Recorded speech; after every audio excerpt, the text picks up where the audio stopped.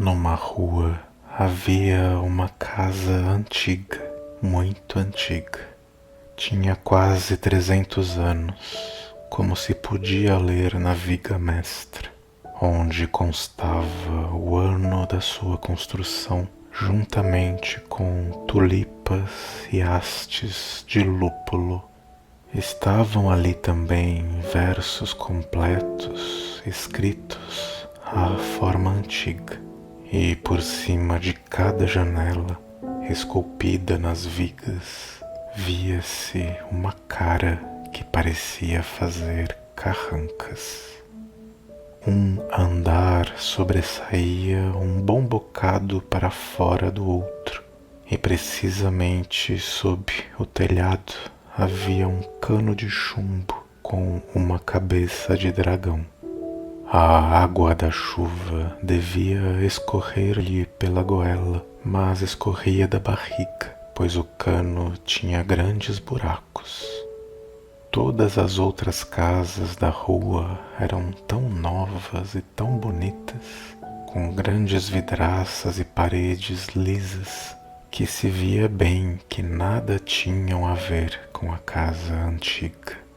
Pensavam seguramente: quanto tempo vai ficar ali aquela monstruosidade para escândalo desta rua? Os vãos das janelas saem tanto para fora que ninguém das nossas janelas pode ver o que se passa naquele lado. A escada é tão larga como a de um castelo e tão alta como a de uma torre de igreja.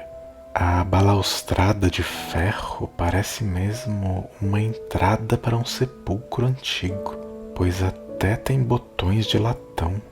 É uma vergonha. Mesmo em frente, na rua, havia também casas novas e bonitas que pensavam como as outras, mas à janela de uma delas estava sentado um rapazinho com as maçãs do rosto frescas e rosadas, olhos claros e brilhantes, que sabia apreciar verdadeiramente a casa antiga, tanto sob a luz do sol como ao luar, e se olhava por cima do muro onde se sumira a cal, podia ver e descobrir ali todas as mais belas imagens, exatamente como era o aspecto da rua com escadas, vãos de janelas e empenas pontiagudas. Podia ver soldados com alabardas e calhas que corriam à volta como dragões e grifos. Era uma casa digna de se ver. Lá dentro vivia um velho senhor que vestia calções, tinha uma casaca com grandes botões de latão e uma peruca que se podia bem ver que era verdadeira. Todas as manhãs vinha ter com ele um homem idoso que arrumava a casa e fazia os recados. Fora disso, o velho dos calções estava completamente só na casa antiga. De vez em quando vinha até a janela e olhava para fora. O rapazinho acenava-lhe e o velho acenava-lhe também. Deste modo se conheceram e se tornaram amigos. Mesmo que nunca tivessem falado um com o outro, eram amigos ainda assim. Um dia o rapazinho ouviu os pais dizerem: aquele velho senhor tem muita riqueza, mas está terrivelmente só.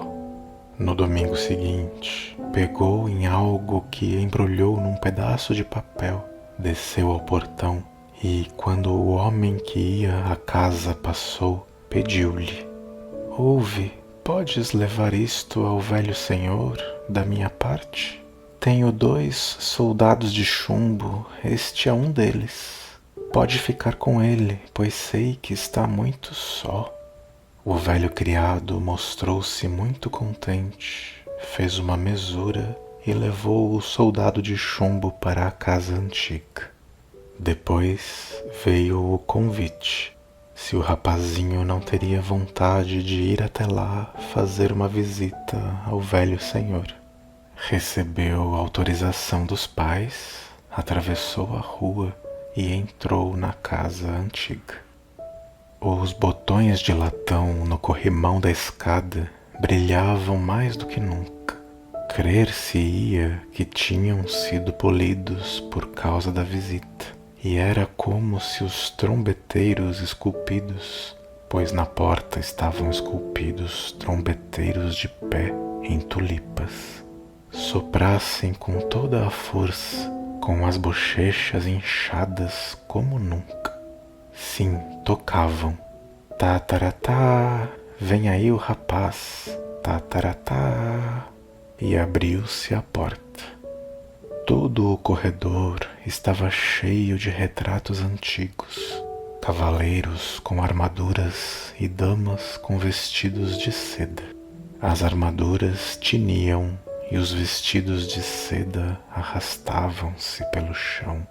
Depois veio a escada que subia um bom bocado e descia um bocadinho, e estava-se numa varanda que se encontrava num estado muito frágil, com grandes buracos e fendas extensas, onde ervas e plantas cresciam em todos eles e por toda a varanda. O chão e as paredes tinham tanta verdura que parecia um jardim, embora fosse apenas uma varanda. Havia ali vasos de flores com caras e orelhas de burro, e neles as flores cresciam ao Deus dará. Um vaso estava cheio de cravos até a borda, quer dizer, de folhas verdes, rebento ao lado de rebento, e bem claramente dizia ele: o ar acariciou-me, o sol beijou-me e prometeu-me uma florzinha para o domingo, uma florzinha para o domingo. Depois entrou numa sala cujas paredes estavam cobertas com peles de porco que tinham flores de ouro estampadas. O dourado desaparece, a pele de porco permanece, disseram as paredes. Na sala havia cadeirões com costas muito altas, muito trabalhadas e com braços de ambos os lados. Senta-te, senta-te, disseram eles. Ui, como range em mim, agora tenho tanto reumatismo como o velho guarda-louça, reumatismo nas costas, ui. O rapazinho entrou na sala que tinha janela saliente e onde o velho senhor estava sentado. Obrigado pelo soldado de chumbo, meu amiguinho, agradeceu, e por vires visitar-me. Obrigado, obrigado, ou melhor, craque, craque, dizia-se em todos os móveis. Estes eram tantos que estavam quase no caminho uns dos outros para verem o rapazinho. No meio da parede estava suspenso um quadro com uma bela dama, muito jovem e de aspecto jovial, mas com trajes ao estilo dos velhos tempos, com cabeleiras empoadas e vestidos caindo armados. Não disse nem obrigada, nem craque, mas olhou com os seus olhos meigos para o rapaz, que logo perguntou ao velho: onde a arranjaste? Num antiquário, respondeu. Há lá muitos retratos. Ninguém conhece as pessoas retratadas ou se importa com elas, pois estão já todas enterradas. Mas noutros tempos a conheci, e já há meio século que está no outro mundo. Por baixo da pintura estava suspenso, coberto por um vidro, um ramo de flores secas. Tinha certamente meio século, tão velhas as flores pareciam. O pêndulo do grande relógio andava para frente e para trás, e os ponteiros rodavam e tudo na sala se tornava ainda mais velho, mas não o notavam. Em casa dizem, continuou o rapazinho, que tu estás terrivelmente só. Oh, disse o ancião, as recordações do passado, com tudo o que podem trazer consigo, vêm visitar-me, e agora vens tu também. Estou bem assim. Depois tirou da estante um livro de estampas e desfilou um verdadeiro cortejo. Os mais maravilhosos coches, que já não se veem hoje em dia, soldados como valetes de paus e artífices com bandeiras esvoaçando. Os alfaiates traziam a sua com uma tesoura, que era segura por 2 leões, e os sapateiros a sua, mas sem sapatos, antes com uma águia que tinha 2 cabeças, pois os sapateiros devem ter tudo de modo a que se diga, é um par. Ah, sim, aquilo é que era um livro de estampas. O ancião entrou na outra divisão para ir buscar doces, maçãs e nozes. Na casa antiga havia verdadeira abundância. Não aguento isto, disse o soldado de chumbo, que estava de pé em cima da cômoda. Aqui é tão solitário e triste. Não, quando se teve família, custa agora acostumar-se a isto aqui. Não posso suportá-lo. O dia é tão longo e a noite ainda mais longa, continuou o soldado de chumbo.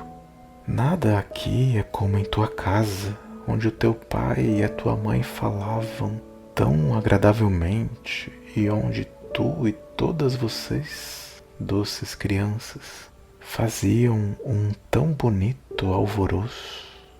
Não, como o velho está isolado, julgas que recebe beijos, que há olhos doces que o contemplam ou que tem árvore de Natal?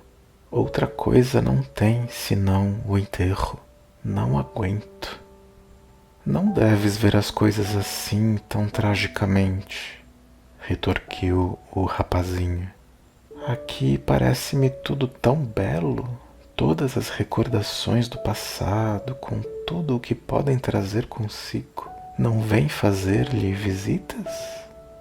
Claro que vêm, mas não as vejo e não as conheço, replicou o soldado de chumbo.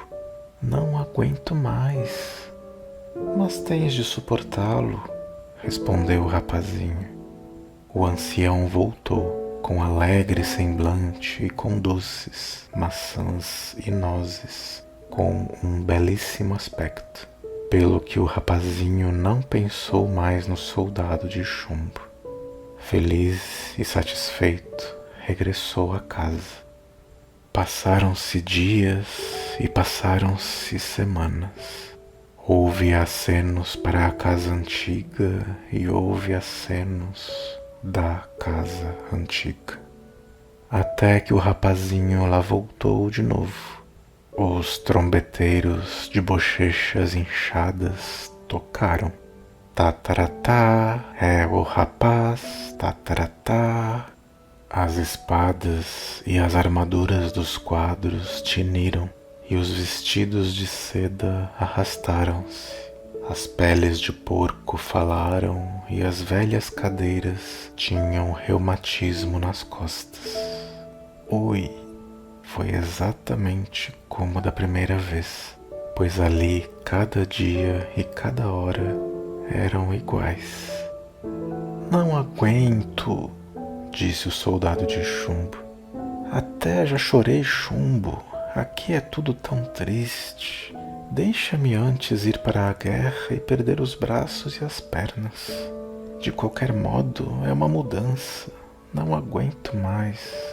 Sei agora o que é ter a visita das recordações do passado, com tudo o que podem trazer. Recebi a visita das minhas e, podes crer, não é nenhum prazer se vierem continuadamente. Ultimamente estive quase para saltar da cômoda. Lembro-me de ver a todos vocês lá em casa tão distintamente, como se na realidade estivessem aqui. Era um domingo de manhã, como tu bem sabes. Todas vocês, crianças, estavam diante da mesa cantando seus salmos, como cantam todas as manhãs.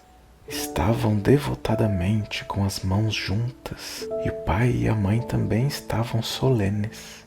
Abriu-se então a porta e a tua irmãzinha Maria, que ainda não tem 2 anos e que sempre se põe a dançar quando ouve música ou canto, seja o que for, apareceu. Não devia ainda ter entrado e logo começou a dançar, mas não conseguia acompanhar o ritmo, pois os sons eram demasiado longos.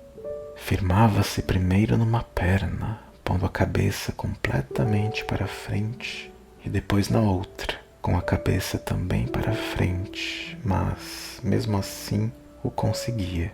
Vocês todos estavam muito sérios, embora fosse bastante difícil manter-se sério.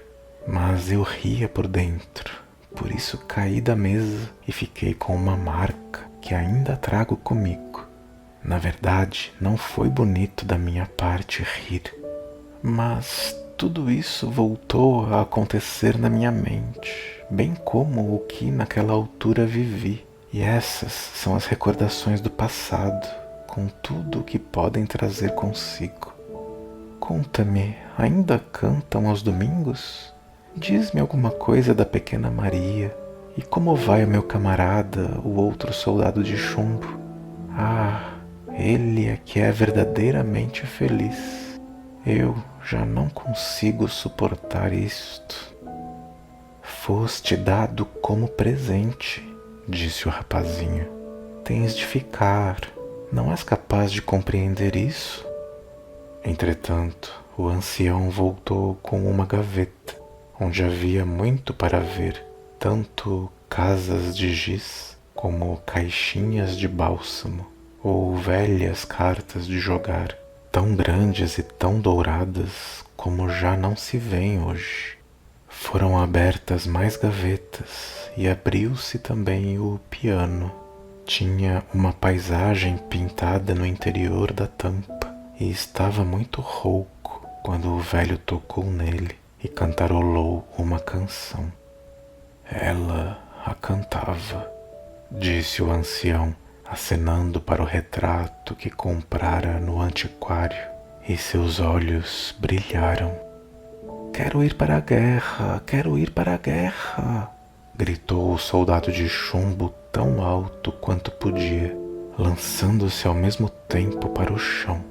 E depois, o que foi feito dele? O velho procurou-o, o rapazinho procurou-o, desaparecera e desaparecido ficou. Hei de encontrá-lo, disse o velho, mas nunca o encontrou. O chão tinha buracos e fendas por toda a parte. O soldado de chumbo caíra por uma rachadura e lá ficou como numa sepultura aberta. O dia passou e o rapazinho voltou para casa. Passou-se uma semana, passaram-se muitas semanas.